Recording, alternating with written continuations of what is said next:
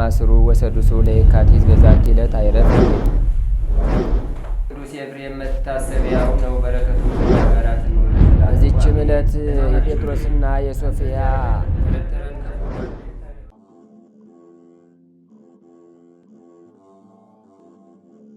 በስመ አብ ወወልድ ወመንፈስ ቅዱስ አሐዱ አምላክ አመ ረቡዕ ለግንቦት በዛቲ ዕለት አይረፈ አብ ቅዱስ አባ ዮሐንስ ሊቀ ጳጳሳት ዘእስክንድርያ።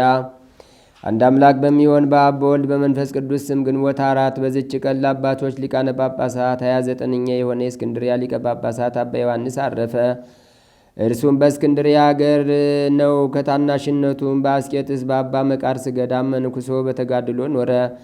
ከእርሱ አስቀድሞ የነበረ አባት ናቴዎስም ባረፈ ጊዜ አዋቂዎች ኤጲስቆጶሳት ሕዝቡም ሁሉ መረጡት። ወስደውም በግድ ተሾማሉት። እርሱ ግን አልፈለገም። የክርስቶስን መንጋ እንዳይተው ሌላ ተሹሞ በክርስቶስ መንጋዎች ላይ ጥፋት እንዳያመጣ ብዙ ልመናዎችን ለመኑት። አዋቂዎች ኤጲስቆጶሳትና መምህራን ሁሉ አጽንተው ሲለምኑት ባየ ጊዜ ፈራ። ይህ በክብር ባለቤት በጌታችን ኢየሱስ ክርስቶስ ፈቃድ ይሆን ብሎ አሰበ። ከዚህም በኋላ ሊቀ ጵጵስና ሾሙትና በወንጌላዊ ማርቆስ ወንበር ላይ ተቀመጠ። ስለ መንጋዎቹም ጥበቃ አሰበ። ደግሞ ስለ ትምህርት መጻሕፍትንም ስለ ማንበብ በቀናች ሃይማኖትም የሚያጸናቸው ሆነ። ምሁራን ካህናትንም ኤጲስቆጶሳትን አድርጎ ሾማቸው። በዚያ ወራትም ስሙ ዘይኑን የሚባል እግዚአብሔርን የሚፈራ ደግ ንጉሥ ነበረ። ይህንንም ቅዱስ ስለረዳው ስልጣኑ በሀገሮች ላይ ተዳረሰ። የቀናች ሃይማኖትንም በግብፅ አገሮች ሁሉ ላይ ተዘረጋች። በዚያም ወራት ስንዴና ወይን ዘይትም የተመሉ ብዙ እንቅቦችን ለአብያተ ክርስቲያናትና ለገዳማት ለፍላጎታቸውም ንጉሥ ዘይኑን ላከ። ለዚህም አባት ዘመኑ ሁሉ ጸጥታና ሰላም ሆነ። ጌታችንም በሥራ ሁሉ ተደሰተለት። ከዚህም በኋላ በቸርነቱ ጎበኘውና ጥቂት ታመመ። በሹመቱም 8 ዓመት ከኖረ በኋላ በሰላም አረፈ። ለእግዚአብሔርም ምስጋና ይሁን፣ እኛንም በዚህ አባት ጸሎት ይማረን፣ በረከቱም ከእኛ ጋር ትኑር ለዘላለሙ አሜን። ሰላም ለዮሐንስ እሙሉ ደነገዝ ክቡራን ዘተሰይመ ሊቀ ጳጳሳት ሄራን ዘበእዴሁ ታንጻ አብያተ ክርስቲያናት ኩሎን እንዘ ይትራድኦ ንጉሥ ዘይኑን በፍሬ ስርናይ ምስለ ዘይት ወወይን። በዚች ቀን የቡሩክ ፊቅጦር አገልጋዮች ሶሲማስና ኖዳ በሰማዕትነት አረፉ። በረከታቸውም ከእኛ ጋር ለዘላለሙ ትኑር አሜን። ሰላም ለሩጸትክሙ ለስቃየ ስም ውስተ አውዳ በማዕዛ ፊቅጦር ጽጌረዳ ጸውኡን ይሊተ አመሳአ እሴት ወፍዳ ለስብሃቲክሙ ትካፈል ክበዳ ክቡራነ ግዕዝ ሶሲማስ ወኖዳ። አምድ አምላክ በሚሆን በአብ በወልድ በመንፈስ ቅዱስ ስም ግንቦት 5 በዚች ቀን የካህኑ ኬልቅዩ ልጅ ታላቅ ነቢይ አሞጽ አረፈ። ዛቅረብኩ ማሕሌተ አዘኪርያ ይላፈም ለተጸምዱ ከዘልፈ ለላ አነብብተወ ከዘንዴቴ መጽሐፈን ተረሰ ከግዚኦ ጸሪቀ መበለቱ ኩፈም ላቡላን ዘተርፈ ነቢያት ቅዱሳን ሐዋርያት ሰባክያን ሰማዕት ወጻድቃን ደናግል አድኅዩ መነኮሳት ሄራን ባርኩ ባርኮ ጉባኤ ዛቲ መካን እስከ አረጋዊ ልሂቅ ወንዑስ ሕፃን ለዘጻፎ በክርታስ ወለዛ ጻፎን ዘይደርስ ወለዛ አንበቦ ወለዘ ተርጎሞ በልሳን አዲስ ወለዘ ሰማ ቃሎ በዝነ መንፈስ በጸሎተሙ ማርያም አራቂተ ኩሉም ባይስ እውረ የመሐረነ ኢየሱስ ክርስቶስ።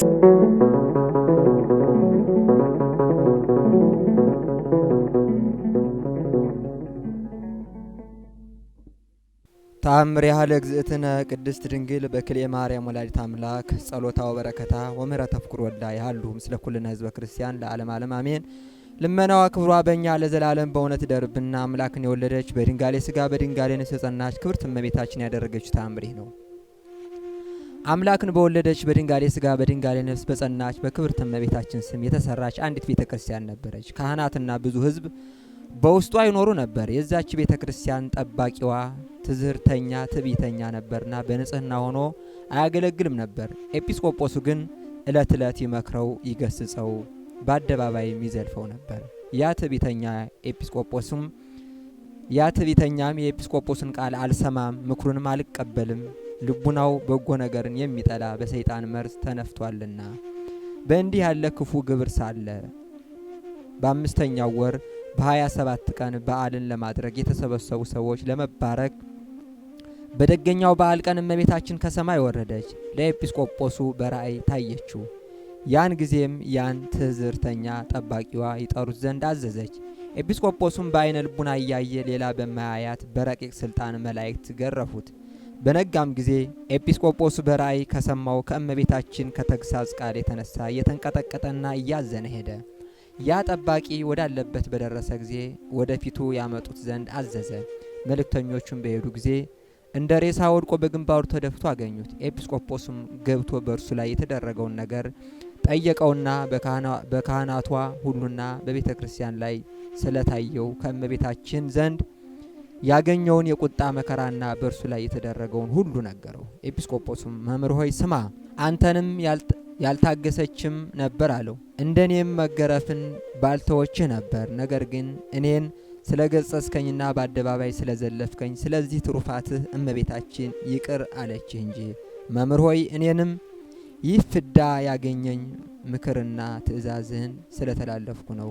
ከእሳት ምድጃ ባወጡት በእንጨት ግንድ አምሳል ከስሎ እመት መስሎ የቤተ ክርስቲያን ማህበር ሰውነቱ ሁሉ ባዩ ጊዜ ሁሉም በአንድነት አሰምተው ተናገሩ። ምርር ብለው አለቀሱለት። እርስ በርሳቸውም የዚህ የወንድማችን መከራ ተግሳጽ ለእኛም የልቡና እውቀት ይሁን ብለው ተናገሩ። ያ ህሙም ዲያቆናትና ካህናት አባቶቼ፣ ወንድሞቼ ተጠበቁ እያለ ሲመክራቸው እንደኔ ትዝርትና የልብ ትዕቢትም አትሁን፣ በድንጋሌ ስጋ በድንጋሌ ነፍስ በጸናች ክብርት እመቤታችን ዘንድ ያገኘን የኔን ፍዳና በእኔ የደረሰውን መከራ አይታችሁ የከበረ ስጋውን ደሙን በምትቀበሉበት ጊዜ በድፍረት አታገልግሉ አላቸው። ነገር ግን ስለ ኃጢአቴ ስርየት ፈጽማችሁ ለምኑልኝ። በጽኑ ልቅሶ ምርር ብሎ በማልቀስም ይህን ሲነጋገሩ ነፍሱ ከስጋው ተለየች። የዚህን ሰው ሞት ባዩ ጊዜ ብዙ ካህናትና ሕዝብ ርስታቸውን፣ ቤታቸውን፣ ሹመታቸውን ትተው ዓለምን መንነው ልዑል እግዚአብሔርን በትሕትና አገለገሉ። እስከሚሞቱበት ቀን ድረስ በድንጋሌ ስጋ በድንጋሌ ነፍስ በጸናች ክብርት እመቤታችን በንጽህና በቅድስና ጸንተው ማገልገል ወደዱ። ልመናዋ ክብሯ ለዘላለም በእውነት ይደርብን፣ አሜን። በስመ አብ ወወልድ ወመንፈስ ቅዱስ አሐዱ አምላክ አሜን። የምንማማርበት የትምህርታችን ርዕስ የሚሆነው ቅዱስ ጳውሎስ ለመንፈስ ልጁ ለጢሞቴዎስ በላከለት በሁለተኛ ጢሞቴዎስ ምዕራፍ 1 ቁጥር 14 ላይ ባለ ኃይለ ቃል ይሆናል። አምላካችን እግዚአብሔር እንዲያስተምረን እንዲመክረን ቅዱስ ፈቃድ ይሁንልን። እስኪ ሁላችንም ቃሉን ከኔ ጋር አብረን እንበል። መልካሙን አደራ በእኛ በሚኖረው በመንፈስ ቅዱስ ጠብቅ። ስለ ቃሉ የአምላካችን ስም የተመሰገነ ይሁን። እንግዲህ ይህንን ቃል የተናገረው ብርሃነ ዓለም ቅዱስ ጳውሎስ ነው። ቃሉን የተናገረው ደግሞ ለመንፈስ ልጁ ለጢሞቴዎስ ነው። ቅዱስ ጳውሎስ በትምህርቱ እሱን አስመስሎ እሱን አሳህሎ ካወጣቸው ተማሪዎቹ መካከል አንደኛው ጢሞቴዎስ ይባላል። ጢሞቴዎስ በቤተ ክርስቲያናችን በቅድስና ሕይወቱ በገድል ሕይወቱ የሚታወቅ ታላቅ አባት ነው። እጅግ በጣም ጾምን ያበዛ ስለነበር እንደውም ሆዱን ያመው ነበር። ከዚህ የተነሳ ቅዱስ ጳውሎስ ስለ ሆድ ሕመም ከእንግዲህ በኋላ ውሃ ብቻ ሳይሆን ጥቂት የወይን ጠጅም ጠጣ ብሎ እስኪመክረው ድረስ እጅግ በጣም የሚያስደንቅ የተጋድሎ ሕይወት የነበረው ታላቅ አባት ነው። ለዚህ አባት ቅዱስ ጳውሎስ ሁለት መልእክታቱን ጽፎለታል። ከሁለቱ መልእክታት አሁን እኛ ያነሳ ነው በሁለተኛ ጢሞቴዎስ ምዕራፍ 1 ቁጥር 14 ላይ የሚገኝ ኃይለ ቃል ነው። በዚህ ክፍል ቅዱስ ጳውሎስ ጢሞቴዎስን ስለ አገልግሎቱ ያሳስበዋል። አገልግሎትን መልካም አደራ ይለዋል። በመጽሐፍ ቅዱስ አገልግሎት መልካም አደራ፣ በጎ አደራ ተብሎ ሲጻፍ ሲነገር እናገኛለን። ስለዚህ ቅዱስ ጳውሎስ ለጢሞቴዎስ እየነገረ ያለው ስለ አገልግሎቱ ነው። መልካሙን አደራ፣ በጎን አደራ አድሮብን ባለ በመንፈስ ቅዱስ ጠብቅ በማለት ሲያስጠነቅቀው እናገኛለን። በጎ አደራ እግዚአብሔር ሰጥቶናል ሲባል አብዛኞቻችን የምናስበው እጃችን ላይ ስላሉት ቁሶች ሊሆን ይችላል፣ ስለ ሀብት፣ ስለ ንብረት ሊሆን ይችላል። እግዚአብሔር እጃችን ላይ ካለው ቁስ ቅድሚያ ከሱ አስቀድሞ ለኛ የሰጠን ትልቁ በጎ አደራ እኛ ራሳችንን ነው፣ እኛነታችን ነው። ሰው ከራሱ የሆነ አንዳች ነገር የለውም። ያለንን ሁሉ የተቀበልነው ከማን? ከእግዚአብሔር ነው። ስለዚህ እኛ ራሳችን የማን አይደለንም? የኛ አይደለን፣ የእግዚአብሔር ስጦታ ነው እኛነታችን በራሱ። ለዚያ ነው ቅዱስ ጳውሎስ ምን ይላል? ያልተቀበልከው ካንተ የሆነ ምን አለ ይላል። የሰው ልጅ ያልተቀበለው ከእግዚአብሔር ያልወሰደው የሱ የሆነ ምንም የለው። እንኪያስ ከተቀበልክ ለምን እንዳልተቀበለ ትሆናለህ ይላል። ስለዚህ እያንዳንዱ ሕዋሳችን በራሳችን ሐሳብና ፈቃድ የመጣ ሳይሆን እግዚአብሔር የሰጠን ስለሆነ እኛነታችን በራሱ ነፍስና ስጋችን የማን ገንዘብ ነው? የእግዚአብሔር ገንዘብ ነው። የስጋ ፈጣሪ እርሱ ነው። ነፍስም ደግሞ ከስጋ በተለየች ጊዜ የምትሄደው ወደ ማን ነው? ሀበ ፈጣሪሃ ይላል እኮ አይደል? ወትገብ ነፍስ ሀበ ፈጣሪሃ፣ ነፍስ ወደ ፈጠራት ምን ታደርጋለች? ትመለሳለች ይላል። ስለዚህ ነፍሳችንም ስጋችንም የእግዚአብሔር ገንዘብ ስለሆነ በቀዳሚነት እግዚአብሔር ለእኛ የሰጠው ትልቁ አደራ ነፍስና ስጋችንን እኛነታችንን ነው። ስለዚህ ይህንን በጎን አደራ እግዚአብሔር ንጹሕ ስጋ አድርጎ ንጽሕት ነፍስ አድርጎ የፈጠረልንን ለእኛ የሰጠንን በጎን አደራ የመጠበቅ ኃላፊነት አለብን። ስለዚህ ቅዱስ ጳውሎስ የሚያሳስበን ስለ እኛነታችን ነው። እግዚአብሔር እንደፈጠረን እርሱ መጀመሪያ በንጽሕና እንዳዘጋጀን እንዲሁ እንደፈጠረን እንድንቆይ በጎ አደራው እንድንጠብቅ ቅዱስ ጳውሎስ በዚህ መልእክቱ ያሳስበናል። ሁለተኛ ደግሞ እግዚአብሔር በጎ አድርጎ መፍጠር ብቻ ሳይሆን መልካምነት እንዲስማማን አድርጎ መልካም ስራ እንድንሰራ የመልካም ስራን አደራ በእኛ ላይ ጥሎ ነው የፈጠረን። ስለዚህ እግዚአብሔር የሰውን ልጅ ሲፈጥረው አብሮ የሰጠው ትልቁ አደራ የበጎነት አደራ ነው። መልካም የመስራት አደራ ነው። ለዚያ ነው ቅዱስ ጳውሎስ ምን ይላል? መልካሙን ስራ እንሰራ ዘንድ ይላል። እስኪ አብራችሁ ይበሉ። መልካሙን ስራ እንሰራ ዘንድ በኢየሱስ ክርስቶስ ተፈጠርን። ስለዚህ የተፈጠርነው መልካሙን ስራ ለመስራት ነው። እግዚአብሔር ከፈጠረን በኋላ ለእያንዳንዳችን በጎን ስራ እንድንሰራ የመልካምነት አደራ ጥሎብናል። ለሰው ልጅ በነገራችን ላይ ከክፋት ይልቅ በጎ ነገር የበለጠ ይስማማዋል።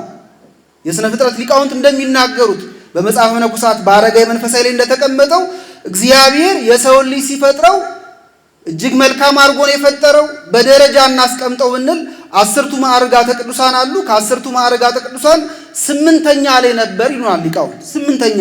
ስለዚህ ለፍጹምነት በጣም የቀረበ ከክፋት ደግሞ እጅግ የራቀ አድርጎ ነበር እግዚአብሔር የሰውን ልጅ የፈጠረው።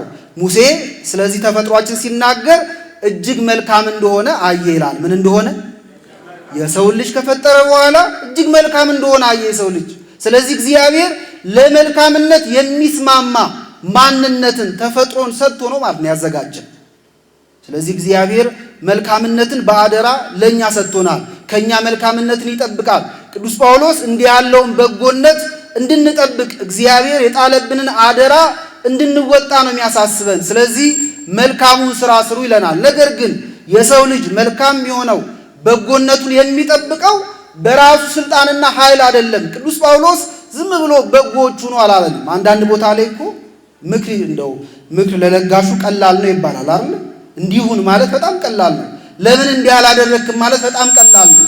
ነገር ግን ደግሞ ማድረጊያውን አብሮ መስጠትም ያስፈልጋል። ያ ሰው እንዴት ወደዚያ ነገር ማደግ እንደሚችልም አብሮ መንገር ያስፈልጋል። ስብከትን በነገራችን ላይ ሰዓት የሚወስደው ለዚያ ነው። አንድ ተማሪ ነበር ይባላል እና ይህ ተማሪ ከእናቱ ጋር በሰንበት ጧት ወደ ቤተ መቅደስ ሄድና ወደ ቤተ ክርስቲያን ሄዶ ያስቀድሳል። ካስቀደሰ በኋላ ካህኑ አስተምረው ሕዝቡን ባርከው ሲያሰናብቱ ልክ ወደ ሰፈሩ ሲደርስ ጓደኞቹ ኳስ ተጫውተው ጨርሰው ይጠብቁት ነበር እና ሁል ጊዜ ከእነርሱ ጋር አብሮ ስለማይጫወት ይከፋው ነበር። ምን አለ ቅዳሴው ቶሎ ቢያጥር ቶሎ ቢያልቅ፣ ካህኑ እንደው ባያስተምሩ ወይ ትምህርታቸውን አጭር ቢያደርጉት እንደው ምን አለበት እያለ ይቆጭ ነበር እና አንድ ቀን ለእናቱ እንዲህ አላት፣ እናቴ እኔ እኚህን ካህን ብሆን ኖሮ እንዴት እንደምሰብክ አውቅ ነበር አላት። እየሰማችሁ ነው? ምን ብዬ እንደምሰብክ አውቅ ነበር አላት። በዚህ ጊዜ እናትየው ተደንቃ እስኪ አንተ እንደው እኚህን ካህን ብትሆን ምን ብለህ ታስተምር ነበር ትለዋለች። እንዲህ ነው ምለው፣ እናንተ በጎ ሕዝቦች ሆይ፣ ምን ሕዝቦች ሆይ? በጎ ሕዝቦች ሆይ መልካሙ ምን እንደሆነ ታውቃላችሁ፣ መልካሙ ነገር ምን እንደሆነ ታውቃላችሁ። ስለዚህ ሂዱና ያንን አድርጉ እላቸዋለሁ። ስብከት ሲያጥር እንደዚህ ነው አይደል? እንዲህ እናድርገው ስብከታችን የዛሬው ያንን መልካም ነገር ሄዳችሁ አድርጉ እላቸዋለሁ። በዚህ ጊዜ እናትየው ሳቃለችና እሺ ጥሩ ስብከት ነው፣ ነገር ግን ያን የሚያውቁትን መልካም ነገር እንዴት እንደሚያደርጉ ሳትነግራቸውም ማለት ለካስ እሷ አላያችሁ። ስለዚህ ስብከት ሰዓት የሚወስደው የሚረዝመው መልካሙን ነገር የሚሰበኩት ሰዎች የሚሰሙት ሰማያን ስለማያውቁ ሳይሆን እንዴት ማድረግ እንዳለባቸው አቅጣጫ ማሳየት ስለሚገባ። ስለዚህ ቅዱስ ጳውሎስ መልካም ስራ ስሩ ብሎ እንዲሁ ዝም ብሎ አልተወንም። የመልካምነታችን ምንጩ ለመልካምነታችን ምክንያት ማን እንደሆነም ጭምር አብሮ አስደራጊውን ይነግረናል ማለት አስደራጊውን ይነግረናል። ስለዚህ ምን አለ? መልካሙን አደራ ወይም በጎን አደራ አድሮብን ባለ በመንፈስ ቅዱስ ጠብቁ ይላል። ስለዚህ የሰው ልጅ በጎ መሆን የሚችለው መልካምነቱን የሚጠብቀው በራሱ ኃይልና ስልጣን ሳይሆን ከማን የተነሳ ነው? አድሮበት ካለ ከመንፈስ ቅዱስ የተነሳ ነው። ሰው የእግዚአብሔር ረድኤት ከተለየው መንፈስ ቅዱስ የእሱን ሰውነት ማደሪያ ማድረግ ካቆመ እርሱ ዘንድ የሚገኝ ምንም አይነት በጎነት የለም። ለዚያ ነው አምላካችን በወንጌል ላይ በዮሐንስ ወንጌል ምዕራፍ 15 ቁጥር 5 ላይ እስመ ዘእንበሌሰ አልቦ ዘትክሉ ገቢረ ወኢምንትኒ፣ ያለ እኔ ምንም ልታደርጉ አትችሉም። አንድ ቅርንጫፍ ልምላሜ የሚኖረው ፍሬ ማፍራት የሚችለው ከግንዱ ጋር እስካለ ድረስ ነው። ስለዚህ እውነተኛው የወይን ግንድ ማን ነው? ክርስቶስ ነው። ከእርሱ ጋር እኛ ቅርንጫፍ የተባለ ምእመናን አንድ ካልሆንን፣ ከእርሱ ጋር ካልተጣበቅን ልምላሜ አይኖረንም፣ እንደርቃለን። ስለዚህ የደረቀ እንጨት ደግሞ ፍሬ ሊያፈራ አይችልም፣ ምግባር አይኖረንም። ስለዚህ ሃይማኖታችን የሚጸናው ፍሬ ምግባር ማፍራት የምንችለው ከማጋ ስንሆነው ከእውነተኛው የወይን ግንድ ከክርስቶስ ጋር ከእግዚአብሔር ጋር ስንኖር ነው። ለበጎነታችን ምንጩ እግዚአብሔር ነው ማለት ነው። ለዚያ ነው በኦሪት ዘፍጥረት ምዕራፍ 1 ላይ ያለውን ቃል አባቶቻችን ለዚህ ተረጉሙታል። ሙሴ ስለ ምድር አፈጣጠር ሲጽፍልን ምን አለ? በመጀመሪያ እግዚአብሔር ሰማይና ምድርን ፈጠረ ይልና ቀጥሎ ምድርን ባዶ ነበረች ይላል። ምን ባዶ ነበረች? ምድርን ባዶ ነበረች። በምድር ላይ ውሃ ሞልቶ ነበር፣ ጨለማው ደግሞ በጥልቁ ላይ ነበር። ከዚያ ግን ቀጥሎ በጣም ወሳኝ የሆነ ነገር ይነግረናል። ምን ይላል? የእግዚአብሔር መንፈስ በውሃው ላይ ምን አድርጎ ነበር? ሰፎ ነበር ይላል። ይህንን ሶርያውያን ሊቃውንት ሲተረጉሙት ምንድን ነው ያሉት? ምድር የተባለ የሰው ልጅ ነው። መጽሐፍ ቅዱስ የሚያድርን በማደሪያው ይጠራዋል። ይሄ በእኛም የዕለት ተዕለት ኑሮ ውስጥ አለ። ለምሳሌ እናንተ ወደ ወዳጃችሁ ቤት ትሄዱና ከደጅ ቆማችሁ ቤቶች ትላላችሁ። ቤቶች ስትሉ እያናገራችሁ ያላችሁት ቤቱን አይደለም። ምክንያቱም ቤቱ አፍ የለውም፣ አቤት አይልም፣ ጆሮ የለውም፣ አይሰማም። ስለዚህ ቤቶች ስንል በቤት ውስጥ የምታድሩ እናንተ ሰዎች ማለታችን። ስለዚህ የሚያድር በምን ይጠራል? በማደሪያው ይጠራል። ስለዚህ መጽሐፍ ቅዱስ እኛ በምድር የምናድረውን ሰዎች ምድር ብሎ በማደሪያችን ይጠራናል። ለምሳሌ ኢሳይያስ ምን ይላል? ምድር ስሚ ይላል። ምን ስሚ? ምድር ስሚ፣ ሰማይም ደግሞ ምን አድርጊ? አድምጪ ይላል። ሰማይም አድምጪ ይላል። ምን ማለት ነው? ምድር የምትሰማበት ጆሮ የላትም፣ ሰማይ የምታደምጥበት እዝን የላትም። ታዲያ የሚናገረው በምድር ስላሉ ደቂቀ አዳም የአዳም ልጆች በሰማይ ስለሚያድሩ ትጉሃን መላእክት ነው። ስለዚህ የሚያድርን በማደሪያው መጥራት የተለመደ ነው። ምድር ባዶ ነበረች ብሎ ሙሴ ሲናገር ምድር የተባለ የሰው ልጅ እግዚአብሔር ካላደረበት ባዶ ነው። ነገር ግን ምድር ውሃ ብቻ የተሞላችው ጨለማው በጥልቁ ነው የነበረባት ምድር የእግዚአብሔር መንፈስ በውሃው ላይ በሰፈፈ ጊዜ ከዚያ ጀምሮ ሕይወት ያላቸውን ነገሮች ማስገኘት እንደጀመረች በሰው ልጅም ሰውነት ባዶ ከነበረ ነገር ግን በዚህ ሰውነት ውስጥ የእግዚአብሔር መንፈስ ሲያድርበት ያን ጊዜ ሕይወት የሚያገኝበትን በጎና መልካም ሥራ መስራት ይጀምራል ይሉናል። ስለዚህ ለበጎነታችን ምንጩ ማን ነው ማለት? እግዚአብሔር መንፈስ ቅዱስ ነው። በጎዎች ሁኑ ብለው ቅዱስ ጳውሎስ ሲነግረን በጎ የሚያደርገን አስደራጊውን አካል ጭምርም አብሮ እየነገረን እንደሆነ መርሳት የለብንም። እንግዲህ ስለዚህ ጥቅስ ያነሳንበት ምክንያት አለን። ብዙዎቻችን የሚያስጨንቀን ክፉ አለመስራት ነው እና ሁለት አይነት ኃጢአት እንዳለ ቤተክርስቲያን ሊቃውንት ይነግሩናል። ሰይጣን እኛን የሚጥልባቸው ሁለት ወጥመዶች አሉ። በተለይ ደግሞ አንደኛው እጅግ በጣም ረቂቅ ነው፣ ስናየውም ኃጢአት አይመስልም። ብዙ ጊዜ ሰው ራሱን የሚጠብቀው ክፋት ከሚመስሉ ነገሮች ነው። ለምሳሌ ከዝሙቱ፣ ከስርቆቱ፣ ከስድቡ እነዚህን በህዋሳቶቻችን እየፈጸምን ስጋና ነፍሳችንን ሊያረክሱ ከሚችሉ የክፋት ስራዎች ሁሉ በተቻለ መጠን ራሳችንን እንጠብቃለን። ነገር ግን ሰይጣን እኛን የሚጥልበት ሌላ ደግሞ ረቂቅ የሆነ ወጥመድ አለው። እሱ ምንድነው ካላችሁ ምንም ያለ ማድረግ ኃጢአት። እስኪ በሉ ምንም ያለ ማድረግ ኃጢአት። ምንም ያለ ማድረግ ኃጢአት። አንድ ሰው ክፋት ስላልሰራ ብቻ ቅዱስ ነው ሊባል አይችልም። ክፋት ስላልሰራ ብቻ ንጹህ ነው ሊባልም አይችልም። ሰይጣን እኛን በሌላ መንገድ ይጥለናል። የሚጥልበት ትልቁ መሳሪያው ምንም እንዳንሰራ፣ ለጽድቅ እቅድ እንዳይኖረን፣ በጎ ስራ ለመስራት እንዳንነሳሳ ሰነፎች አድርጎ ሽባ አድርጎ ያስቀምጠናል። ያን ጊዜ በሁለተኛ ወጥመድ እየወደቅን ነው ማለት ነው። መጽሐፍ ቅዱስ በነገራችን ላይ ንስሐ እንድንገባ ከክፉ ነገር እንድንርቅ ብቻ አይደለም የሚመክረን። ለምሳሌ ቅዱስ ዮሐንስ መጥምቅ እንግዲህ ስብከቱ የሚታወቅበት የእግዚአብሔር መንግሥት ቀርባለችና ምን አርጉ ነው?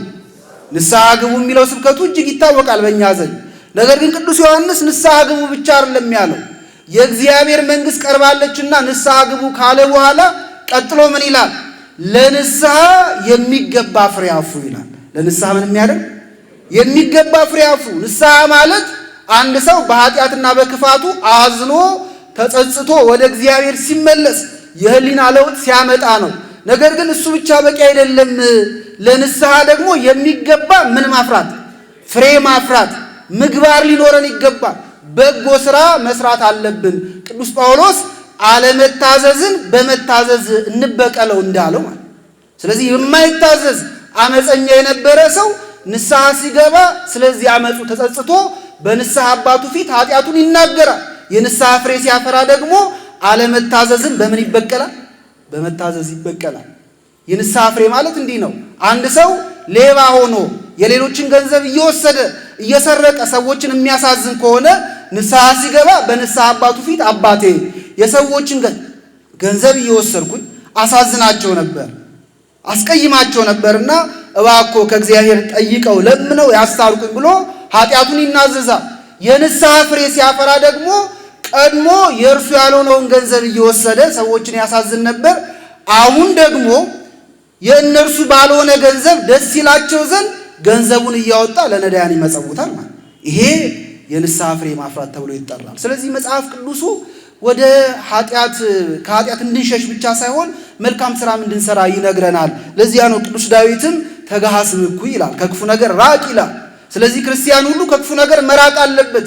ነገር ግን ከክፉ ነገር መራቅ ብቻውን ንጹሕ ሊያስብለን ይችላል እንጂ ቅድስናን ግን አያሰጠንም። ወደ እግዚአብሔር መንግሥት ለመግባት ንጽሕና ብቻውን በቂ አይደለም። ምክንያቱም ራሱ ጌታ ሲናገር ለሁሉ እንደየሥራው እሰጠው ዘንድ እየሰማችሁ ነው፣ ዋጋው በእኔ ዘንድ አለ፣ ለሁሉ እንደየሥራው። ስለዚህ ወደ እግዚአብሔር መንግሥት የሚያስገባን ገነትን የሚያስወርሰን ከኃጢአት መራቃችን ሳይሆን በጎ ሥራ መስራታችን ጭምር ነው። ስለዚህ ንጽሕና ብቻውን ወደ እግዚአብሔር መንግሥት አያስገባም። በጎ ሥራ ሰርተን መቀደስ አለብን። ለዚያ ነው ቅዱስ ዳዊት ተጋሃስም እኩይ ከክፉ ነገር ራቅ ካለ በኋላ ቀጥሎ ወግበር ሰናይ ይላል፣ መልካሙን ነገር አድርግ ይላል። ስለዚህ መልካም ነገር ለማድረግ የተነሳሳ መልካም የሆነ ልቡና ሁላችንም ሊኖረን ይገባል እና አንዳንድ ጊዜ መልካም መስራት እየቻለን እድሉ ተመቻችቶልን ያንን ነገር ሳናደርግ መቅረት በገዛ ፈቃዳችን ሰውነታችንን ለሰይጣን አሳልፈን እየሰጠን እንደሆነ መርሳት የለብንም። በመንፈሳዊው ዓለም አንድ ሰው ኒውትራል ሆኖ መኖር አይችልም። ማለት በቃ ከማንም ሳይሆን ከእግዚአብሔርም ሳይሆን ከሰይጣንም ሳይሆን ማዕከላዊ የሆነ ቦታ የለም በመንፈሳዊ ዓለም። በጎ ሥራ ሰርቶ ተቀድሶ በሃይማኖት ኖሮ የእግዚአብሔር ይሆናል፣ ወይ ደግሞ በጎ ሥራ ሳይሰራ ከሃይማኖት ወጥቶ የማን ይሆናል? የሰይጣን ይሆናል እንጂ መካከለኛ የሆነ ከእግዚአብሔርም ከሰይጣንም የማንሆንበት ቦታ የለም። ስለዚህ መቁረጥ አለብን። በጎ ሥራ ሰርተን ወደ አምላካችን ልንቀርብ ያስፈልገናል። እዚህ በምዕራቡ ዓለም አንድ የተፈጸመ ታሪክ አለ። አንድ ገበሬ፣ እውነተኛ ታሪክ ነው። አንድ ገበሬ ያለውን የእርሻ መሬት ለሰይጣን ማውረስ ፈለገ። ለማን ማውረስ? ለሰይጣን ማውረስ ፈለገ እና ለሰይጣን ማውረስ ፈልጎ ወደ ፍርድ ቤት ሄደና ጉዳዩን እንደው እንዲከታተሉለት ወይም ደግሞ መፍትሄ እንዲሰጡት አቀረበ በጽሁፍ። ከዚያ ቀነቀጠሮ ተሰጠው። ከዚያ ያ ገበሬ ተመልሶ መጣ በተቀጠረበት ቀን። ያለን መሬት ለሰይጣን ማውረስ ትፈልጋለህ፣ ስለዚህ ለሰይጣን ማውረስ የምትፈልግበትን ደግሞ የምትችልበትን አንድ መፍትሄ እኛ አስቀምጠንልሃል። ሰይጣን ማውረስ የምትችለው ከዚህ በኋላ ያን የእርሻ መሬትን እንዳታርሰው፣ እንዳታለሰልሰው፣ አትቆፍረው፣ አትጠረው፣ አጥሩን አታጠንክረው፣ አትዝራበት። አጥሩ ሲፈራርስ መሬቱ ደግሞ አረም ሲያበቅል እሾህ ሲወጣበት የእንስሳት መራገጫ ሲሆን ያን ጊዜ ማን ወርሶታል ማለት ነው? አንተ ካልሰራበት ማን ይሰራበታል? ሰይጣን ይሰራበታል። ሰይጣን ወርሶታል ማለት ነው ብለውታል።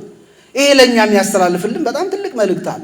እግዚአብሔር በሰጠነው ተጠቅመን መልካሙን ስራ ማንሰራ ከሆነ ከበጎ ነገር እንዲሁ ዝም ብለን ተዘለን የምንቀመጥ ከሆነ በእኛ ሰውነት የሚሰራው ማን? ሰይጣን ይሆናል። ስለዚህ ሰይጣን እንዳይቆጣጠረን፣ ሰይጣን እንዳይዋረሰን በጎ ስራ መስራት አለብን። እግዚአብሔር የሰጠንን ሕዋስ በመልካም ስራ መቀደስና መጠበቅ ይገባናል። ቅዱስ ጳውሎስ የሚያሳስበን ይህንን ነው የሚያሳስበን ቅዱስ ጳውሎስ።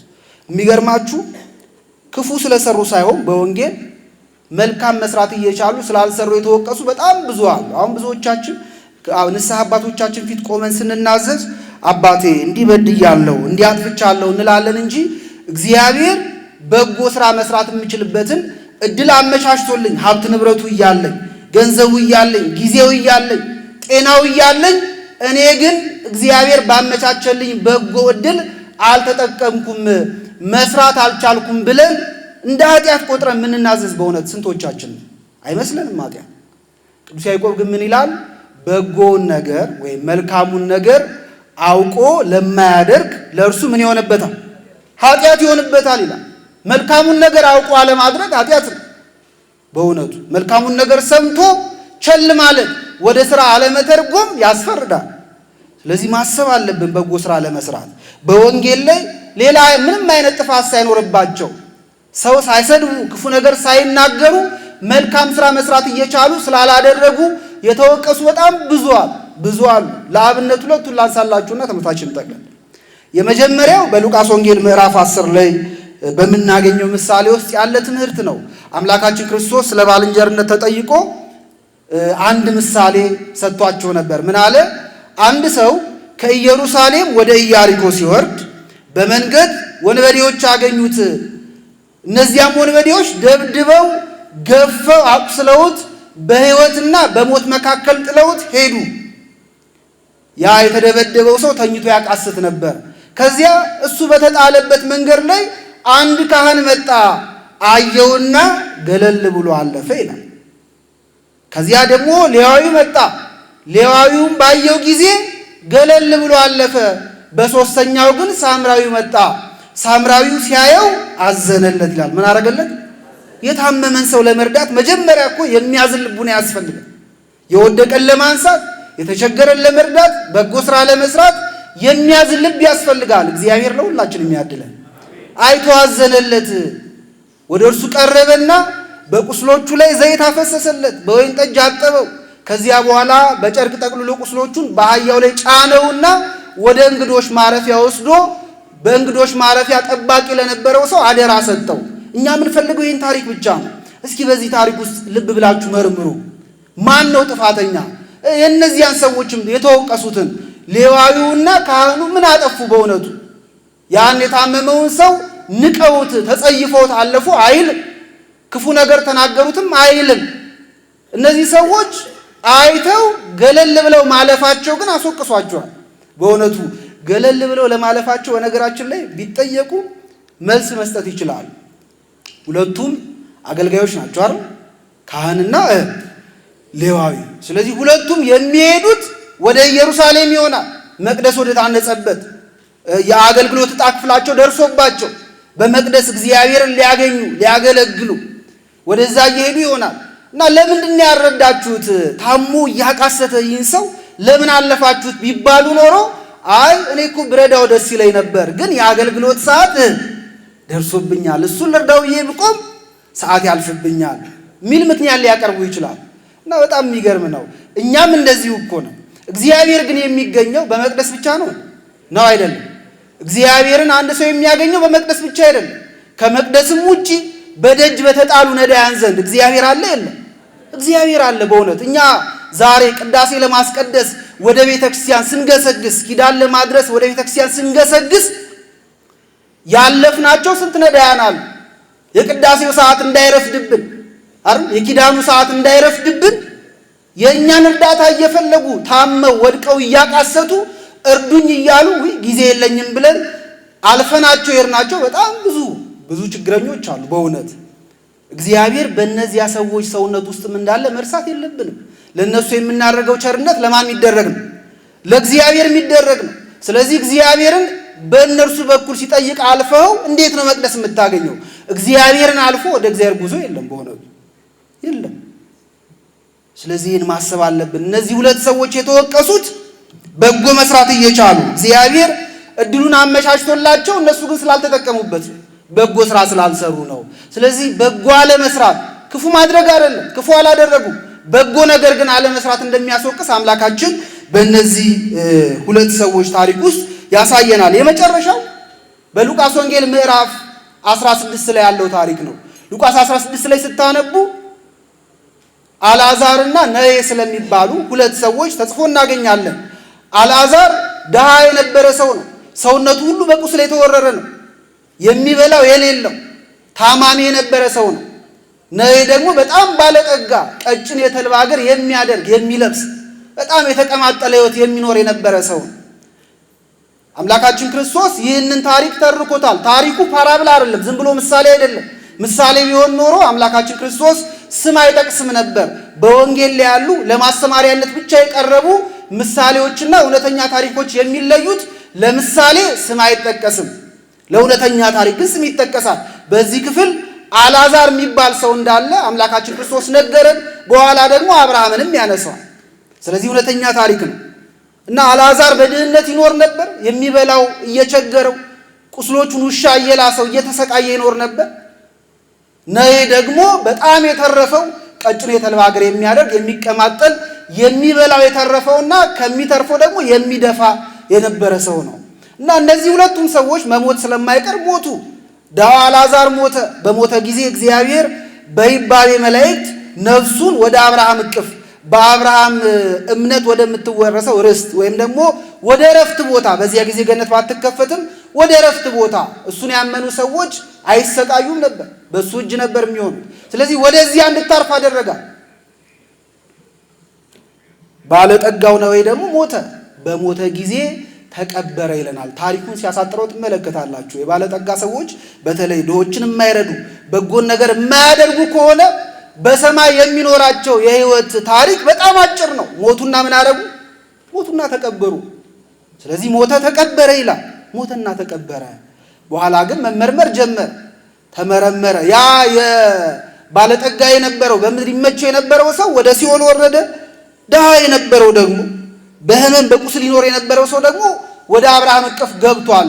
እነዚህን ሰዎች በሰማይ አሁን ወዳሉበት ቦታ ያሸጋገራቸው ምን መልካም ስራና ምን ክፋት ነበር ብለን ብንመረምር ወንጌሉ ላይ የምናገኘው ከላይ ገጸ ንባቡ ላይ የምናገኘው ሁለት ነገር ነው። አልዓዛር ጋር የምናገኘው በጣም ትልቅ ምግባር ተስፋው ነው። ምኑ ነው አልኳችሁ? ተስፋው ነው። ነዌ ጋር የምናገኘው ደግሞ ክፋቱ መልካም ስራ መስራት እየቻለ አለመስራቱ ነው። ተስፋ እጅግ በጣም ትልቅ ምግባር ነው። በነገራችን ላይ አልዓዛር ተስፋ ነበረው። እግዚአብሔርን አላማረርም። ካጠገቡ ከደጁ ላይ አንድ ባለጠጋ ሰው ነበረ። በጣም የሚያምር ልብስ የሚለብስ ከሚበላው ተርፎት የሚደፋ የተቀማጠለ ሕይወት የሚኖር አንድ ባለጠጋ ሰው ነበር። ይህንን ባየ ጊዜ እግዚአብሔርን አልሰደበም፣ መላእክትንም አልረገመም። ምን ነው ለእኔስ አባት አይደለህም ወይ?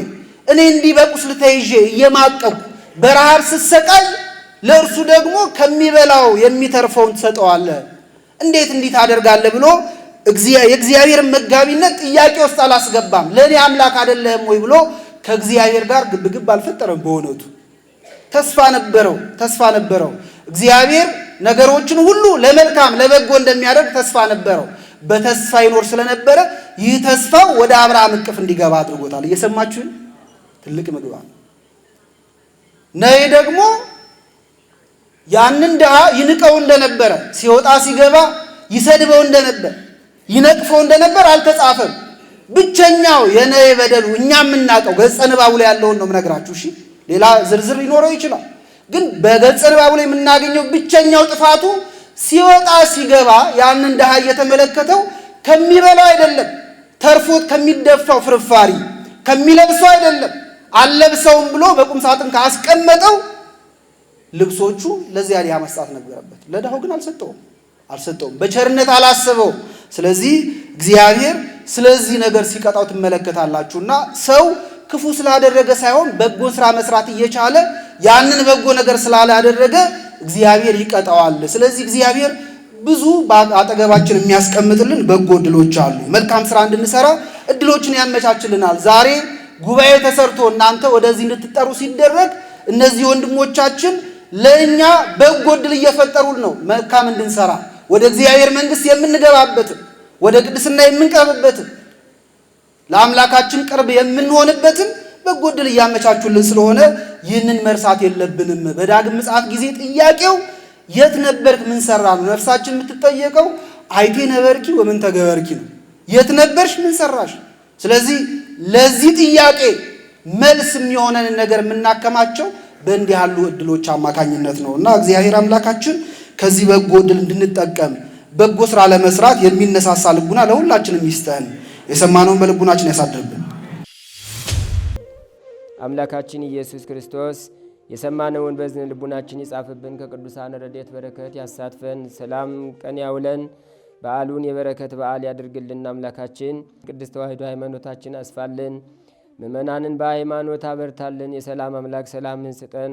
ቀኑን ባርከ ቀድሰ በሰላም አውለን። አቡነ ዘበሰማያት ይትቀደስ ስምከ ትምጻእ መንግሥትከ ወይኩን ፈቃድከ በከመ በሰማይ ከማሁ በምድር ሲሳየነ ዘለለ ዕለትነ ሀበነ ዮም ወኅድግ ለነ አበሳነ ወጌጋየነ ከመ ንሕነኒ ንኅድግ ለዘአበሰ ለነ ኢታብአነ እግዚኦ ውስተ መንሱት አላ አድኅነነ ወባልሐነ እምኩሉ እኩይ እስመ ዚአከ ይእቲ መንግሥት ኃይል ወስብሐት ለዓለመ ዓለም። በሰላመ ቅዱስ ገብርኤል መልአክ ኦ እግዝእትየ ማርያም ሰላም ለኪ ድንግል በሕሊናኪ ወድንግል በሥጋኪ እመ እግዚአብሔር ጸባኦት ሰላም ለኪ ቡሩክት አንቲ እምአንስት ወቡሩክ ፍሬ ከርሥኪ ተፈሥሒ ፍሥሕት ኦ ምልዕተ ጸጋ እግዚአብሔር ምስሌኪ ሰአሊ በጸልይ ምህረታ በፍቅር ወልኪ ኢየሱስ ክርስቶስ ከመ ይሥራይ ለነ ኃጣውኢነ ተማኅፀነ ብኪ ኦ ተወካፌ ንስሐ ወሰራይ ኃጢአት ኢየሱስ ክርስቶስ ስረይ ኃጢአትየ ወኃጢአተ ኩሉ ሕዝብ ከማይሠራ ኃጢአት እግዚአብሔር ይፍታ።